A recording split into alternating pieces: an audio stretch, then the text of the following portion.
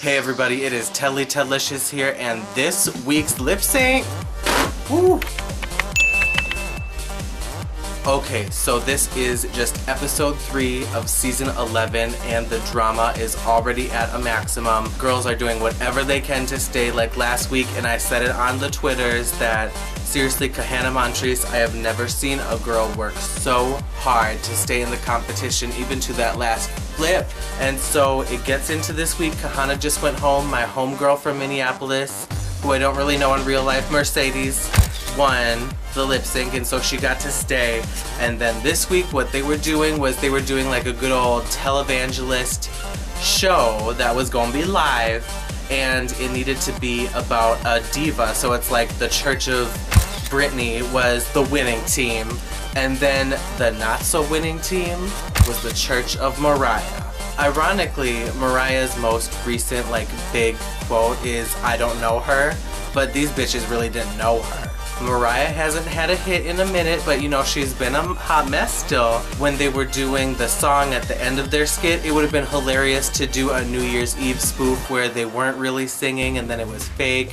That would have been hilarious. It would have been Mariah, but these girls just didn't know, and they were trying to do maybe the Whitney Houston route if they had decided not to go with Mariah, but you know what? They agreed that sometimes mother does not play that. So the Mariah team, I just really felt for them, except it was not coming together at all. The whole skit was just kind of all over the place. Nobody was standing out. Nobody was truly like the star of the show. Like everybody just floundered at the same level. Like nobody sunk worse than anybody else, which is kind of a good thing, except nobody rose to the top, unlike the other season where every single queen stood out.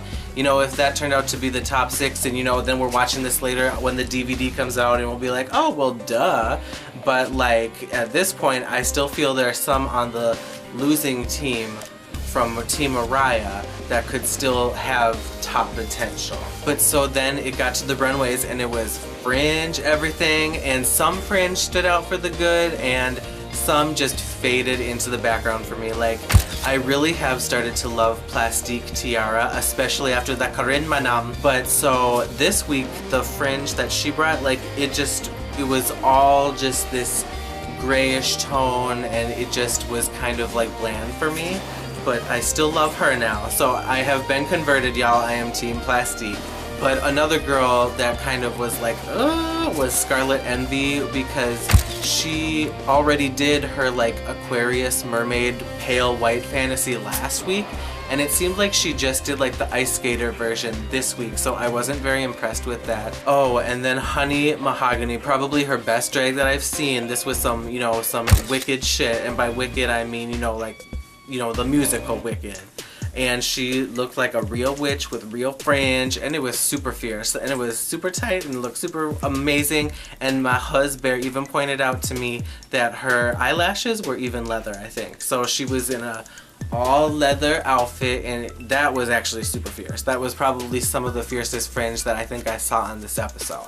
But so then they were all asked, you know, who's responsible, and Ru was not feeling it.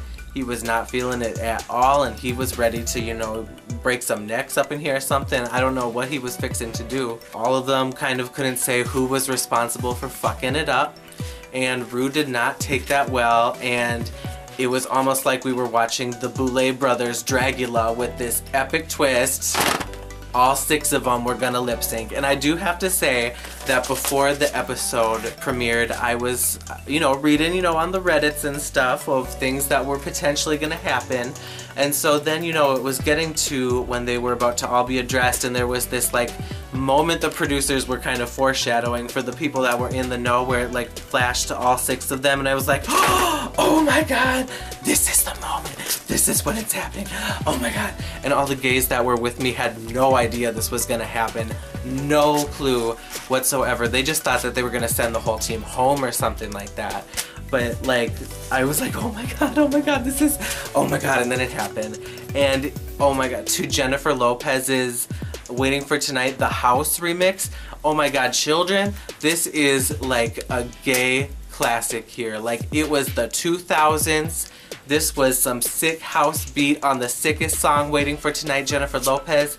and oh my goodness, I was living my fantasy, and so were many of the queens up on that stage. The one queen who we all decidedly agreed flubbed it was Honey Mahogany, who like started getting on the floor, and I don't even know what she was doing, but it barely looked like a drag presentation at some points, and so it was just kind of a rough one for poor Honey. But the other ones, they did all pretty much maintain their composure, and they all did pretty good. I saw Plastique pulled a stunt. Akira Davenport, her drag was like all-stars level drag. So, you know, a few of them had some tricks to stay around, and you know, Raja even had a catsuit because she's like, you know what, this is gonna be the week I lip sync. I better wear that catsuit so I'm ready. And so she did. And so all of them were fixing to do this. They were fixing to stay. Who knew what Ru had planned? Maybe that's why they cast 15 girls so they could get rid of 3 in this episode or something like that. But you know what? As it went down the line, it was literally roulette. Russian roulette. Because Ru just went bam, safe, bam, safe, bam, safe, bam, safe. Honey, game over, bitch. But oh my god, and then I totally felt Honey's backstage moment from the Untucked, where she literally got off the Drag Race stage and just collapsed in tears. Like, if you've been in the business and you just had some moment where, you know what, you were a part of some project and just like completely denied, or just, oh my goodness, you mad at the world, you mad at yourself, you're mad that you didn't do better, you're mad that you didn't have your game on, you know, blah blah blah, like, and just seeing it all just like happen for someone like that, oh my goodness, that was a rough one. Like, I definitely hated to see that, especially like if you're the only bitch out of 6 that lip sync. That must feel really bad, because you are just targeted. Like, you were just going home.